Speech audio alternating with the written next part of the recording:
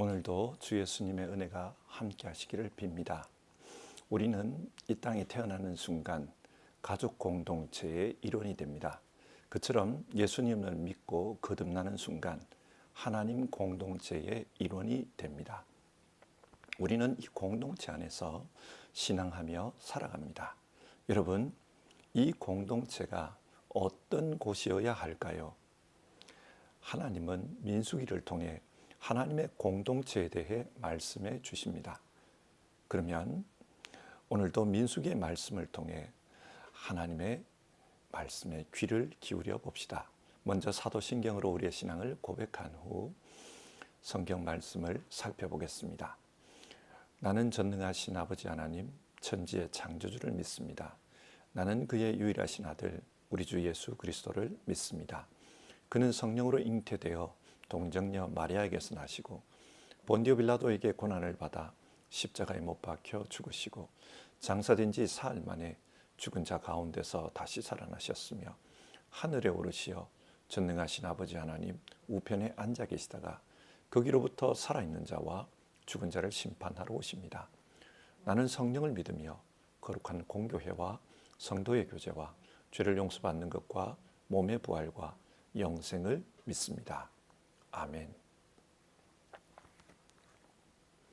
오늘 살펴보실 하나님의 말씀은 민수기 2장입니다. 2장 전체 본문 중에서 1절과 2절의 말씀을 읽겠습니다. 주님께서 모세와 아론에게 말씀하셨다. 이스라엘 자손이 진을 칠 때에는 회막을 중심으로 하여 그 둘레에 진을 치되 각기 자기가 속한 부대 기가 있는 곳에다 자기 가문의 깃발을 함께 세우고 진을 쳐야 한다. 아멘. 오늘 말씀을 통해 하나님께서 은혜 주시기를 바랍니다. 어제 말씀드린 것처럼 민수기의 히브리식 이름은 브미드바르입니다. 번역하면 광야에서입니다. 민수기는 이스라엘 백성의 광야 생활을 기록한 내용입니다. 여러분, 하나님께서는 왜 이 말씀을 기록해서 후대 사람들에게 읽게 하는 것일까요? 이 광야 생활은 하나님의 백성이 처해 있는 현실에 대해서 말해줍니다. 그것은 바로 영적 전쟁터라는 것입니다.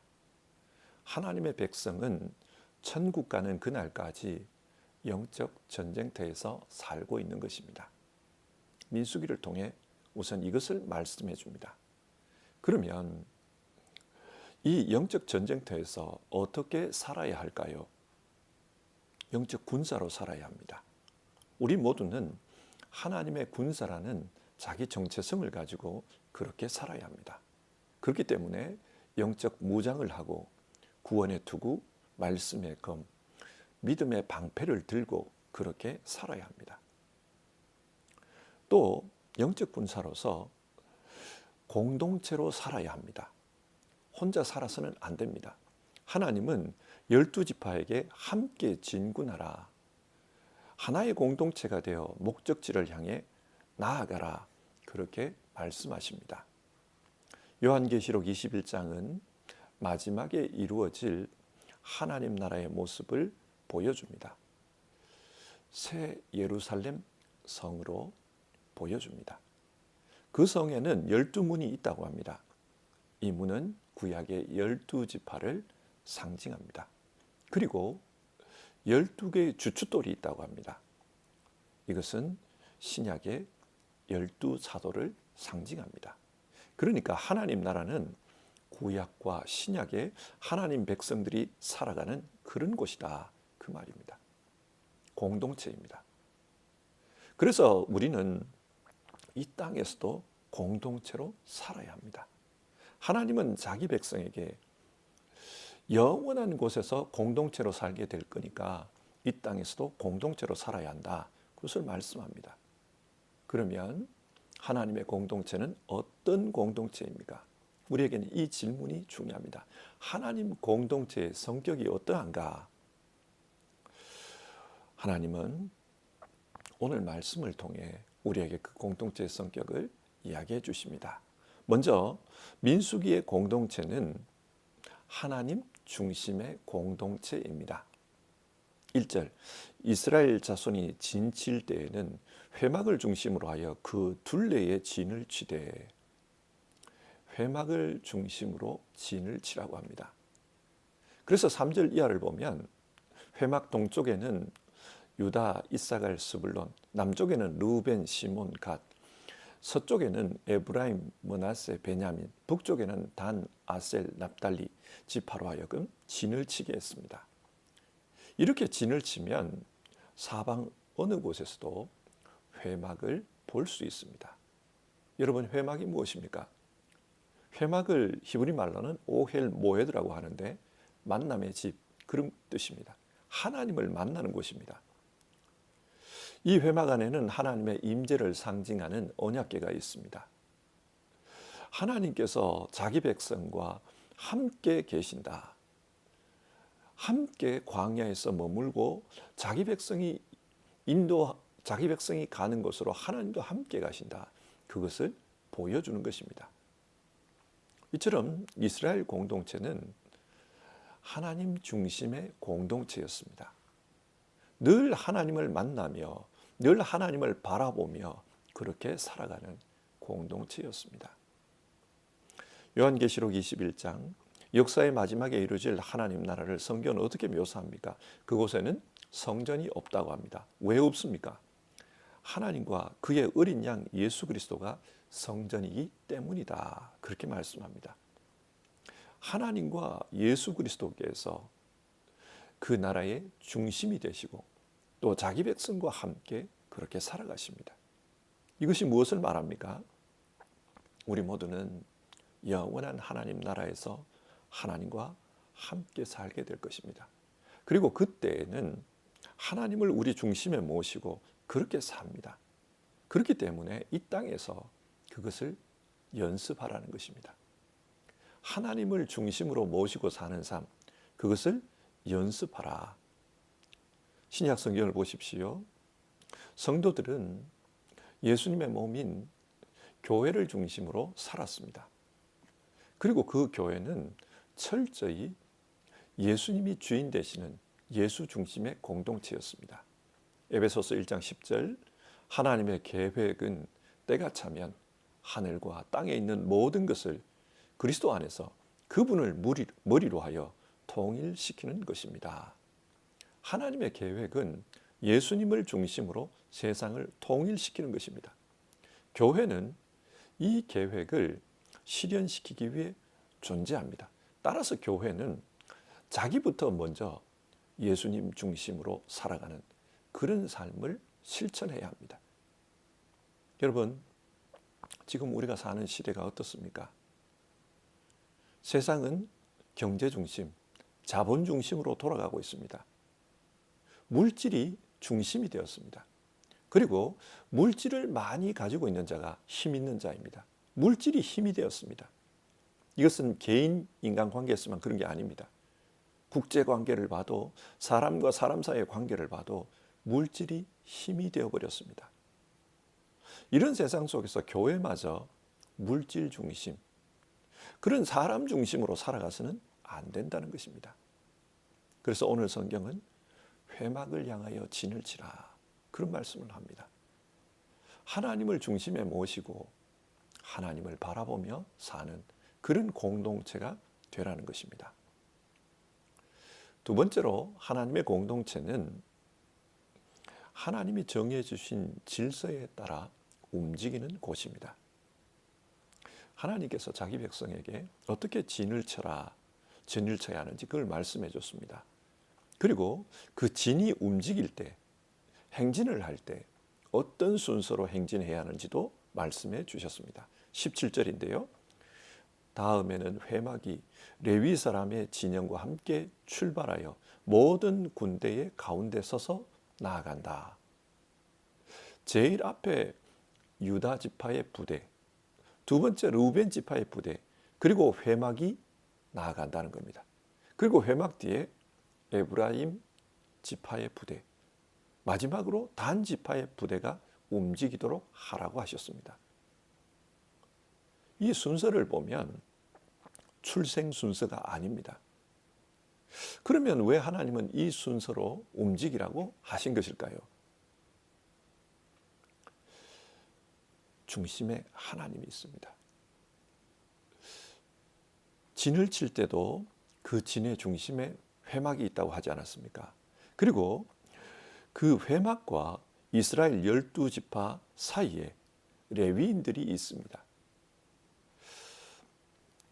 하나님은 회막 가까이에 레위인들이 있어서 하나님과 12지파 사이에 중재자 역할을 하도록 하셨습니다. 여러분, 하나님께서 왜 이렇게 배치하신 것일까요? 성경은 지금 하나님 공동체는 이유를 알기 어렵지만 하나님이 정해주신 질서에 따라 움직여야 한다는 것입니다. 민수기 16장과 17장을 보면은 이런 질서에 반발했다는 이야기가 나옵니다. 사람들이 문제 제기를 합니다. 똑같은 레위인인데 왜 아론의 후손들만 제사장이고 나머지 레위인들은 성막에 여러 가지 잡일들을 하는 그런 일을 해야 하는가? 문제 제기를 했습니다. 또 이 지도권과 관련해서 왜 모세와 아론만 지도자 노릇을 해야 하는가? 그러면서 사람들이 반기를 들었습니다. 하나님은 다른 이유를 말하지 않습니다. 그저 하나님께서 그렇게 정해 놓으신 것입니다. 신약의 교회도 마찬가지입니다. 고린도 교회에는 성령의 은사를 경험한 분들이 많이 있었습니다. 그래서 어떤 분은 방언의 은사, 어떤 분은 통역의 은사, 어떤 분은 예언의 은사, 여러 은사를 체험하고 교회에서 봉사하고 있었습니다. 그런데 그러는 과정 중에 다툼이 일어났습니다. 누구 은사가 제일 큰가? 다르게 말하면 누가 교회의 지도자가 되어야 하는가? 그 이야기입니다. 그때 바울이 무슨 말을 합니까? 모든 것을 품위 있게 하고 모든 것을 질서 있게 하라. 그렇게 말합니다. 하나님의 공동체는 하나님이 정해주신 그 질서를 지키는 것이 중요하다는 말입니다. 왜 그렇습니까? 하나님의 공동체는 하나님이 드러나야 합니다. 사람이 힘이 있다고 드러나서는 안 됩니다. 그래서 하나님이 정해주신 질서에 따라 운영하면서 하나님이 드러나게 하라. 그걸 말하는 겁니다. 하나님은 각 사람을 필요를 따라 사용하십니다. 그래서 어떤 사람에게는 5달란트, 어떤 사람에게는 2달란트, 혹은 1달란트의 재능을 주셨습니다. 또 다양한 직분을 맡기셨습니다. 하나님은 하나님께서 나누어 준 것으로 조화를 이루어서 하나님의 공동체가 유기적으로 질서 있게 움직이는 것을 원하십니다. 여기서 질서 있다는 것은 그 질서를 정하신 그분 하나님이 드러나야 한다는 말입니다.